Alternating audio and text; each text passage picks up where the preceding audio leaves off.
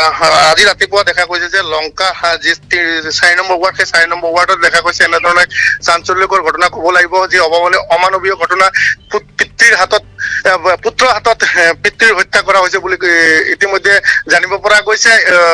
ক'ব লাগিব যে পুত্ৰ যে নিচাযুক্ত আছিল আৰু তেওঁ মদ খাই এনেধৰণে ঘটনা সংঘটিত কৰিছে বুলি ইতিমধ্যে জানিব পৰা গৈছে।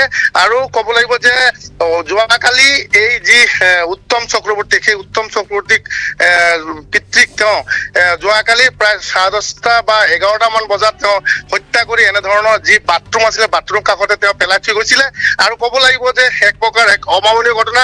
আৰু সেই সময়ত ল'ৰাটো যি সময়ত যি ল'ৰা ৰাজ চক্ৰৱৰ্তী সেই ৰাজ চক্ৰৱৰ্তীয়ে কেতিয়া সুৰাপান কৰি আছিলে সুৰাপান কৰা অৱস্থাত তেতিয়া দেউতাকৰ পৰা টকা বিচাৰিছিলে আৰু এনেধৰণৰ এই টকা নিদিয়াত ৰাজ চক্ৰৱৰ্তীয়ে পিতৃ অৰ্থাৎ উত্তম চক্ৰৱৰ্তী পূৰ্বতে লংকা মাৰ্কেটিং যিটো ছচাইটি আছিলে সেই চেয়াৰমেন আছিলে প্ৰাক্তন চেয়াৰমেন আছিলে।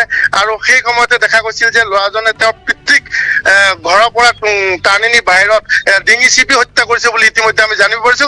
কি কাৰণত কেনেকে জানিব পাৰিছো সেই কাৰণটো মই ইতিমধ্যে কৈ আছো যে ইতিমধ্যে ল'ৰাটো যি হত্যা কৰিছিলে যোৱাকালি হত্যা কৰিছিলে কিন্তু দেখা গৈছিল যে গোটেই দিনে আছিলে মৃতদেহটো ঘৰৰ ভিতৰতে আছিলে। কিন্তু মাতৃয়ে গম পোৱা নাছিলে। মাতৃক সুধিছিলে তোৰ দেউতা ক'ত কৈছে এতিয়া মোৰ দেউতা হোজাই গৈছে হোজাইত কিবা টকা আনিবলৈ গৈছিলে তেনেকুৱা ধৰণৰ মাতৃক কৈছিলে। কিন্তু পৰৱৰ্তী সময়ত ল'ৰাটোৱে ৰাতি বোলে এনেধৰণৰ তেওঁ ল'ৰাটোৱে কৈছে যে ল'ৰাটোৱে কৈছে যে মাতৃক যে মই দেউতাক এনেধৰণৰ ডিঙি চিপি হত্যা কৰিছিলো।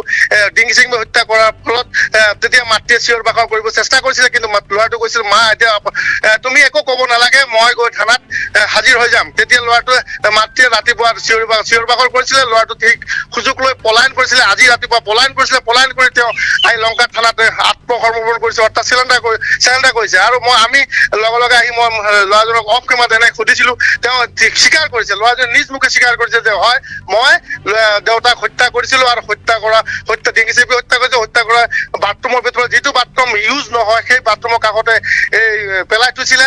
গতিকে কোনো গম নাপায়। ঘৰখনত কেৱল 3জন মানুহ আছিলে।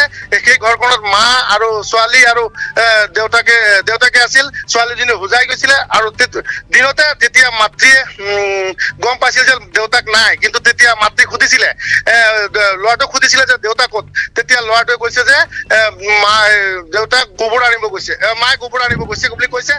সেই সুযোগ লৈ মায়ে গোবৰ আনাৰ সুযোগ লৈ সেই সময়তে হত্যা কৰিছিল পুত্ৰই ৰাজ চক্ৰৱৰ্তীয়ে পিতৃ উত্তম চক্ৰৱৰ্তীক। এনেধৰণৰ ঘটনা দেখা গৈছে এতিয়া দিনে দিনে বৃদ্ধি পাই গৈছে লংকা চহৰ অঞ্চলত। ক'ব লাগিব যে এক প্ৰকাৰ অভাৱনীয় ঘটনা। আৰু ইতিমধ্যে দেখা গৈছে ল'ৰাই আহি ইয়াত আত্মসমৰ্পণ কৰিছে লংকা থানাত। আৰু এতিয়া সি নিজ মুখেৰে আমি যেতিয়া অফ কেমেৰাত সুধিছিলো কি কাৰণে মৃত্যু হৈছিলে বোলে মই মদ খাই আছিলো সেইকাৰণে মই পিতৃক হত্যা কৰিছো বুলি তেওঁ ইতিমধ্যে আমাৰ আগত অফ কেমেৰাত তেওঁ জানিবলৈ দিয়ে।